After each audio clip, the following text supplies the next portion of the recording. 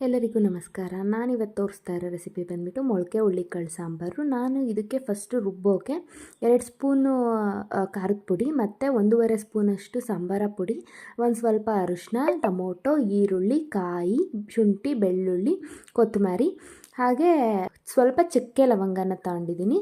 ಚಕ್ಕೆ ಲವಂಗ ಸ್ವಲ್ಪನೇ ತೊಗೊಂಡಿರೋದು. ಅದನ್ನೆಲ್ಲ ರುಬ್ಕೊಂಬಿಟ್ಟು ಒಗ್ಗರಣೆಗೆ ಸಾಸಿವೆ, ಕರಿಬೇವು, ಒಣಮೆಣ್ಸಿನ್ಕಾಯಿ ಮತ್ತು ರುಬ್ಬಿರೋ ಅಂಥ ಮಿಶ್ರಣನ ಹಾಕಿಬಿಟ್ಟು ಸ್ವಲ್ಪ ಬಾಡಿಸಿ ಆಮೇಲೆ ಅದಕ್ಕೆ ಆಲೂಗೆಡ್ಡೆ, ಮೊಳಕೆ ಹುಳ್ಳಿಕಾಳನ್ನ ಹಾಕಿ ಫ್ರೈ ಮಾಡಿದ್ದೀನಿ.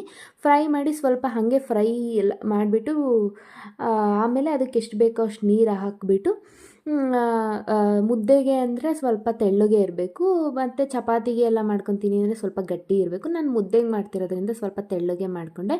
ಟೇಸ್ಟ್ ಮಾತ್ರ ತುಂಬಾ ಚೆನ್ನಾಗಿತ್ತು. ನೀವು ಟ್ರೈ ಮಾಡಿ ಹೇಗಿತ್ತು ಅಂತ ಕಮೆಂಟ್ ಮೂಲಕ ತಿಳಿಸಿ. Thank you for watching.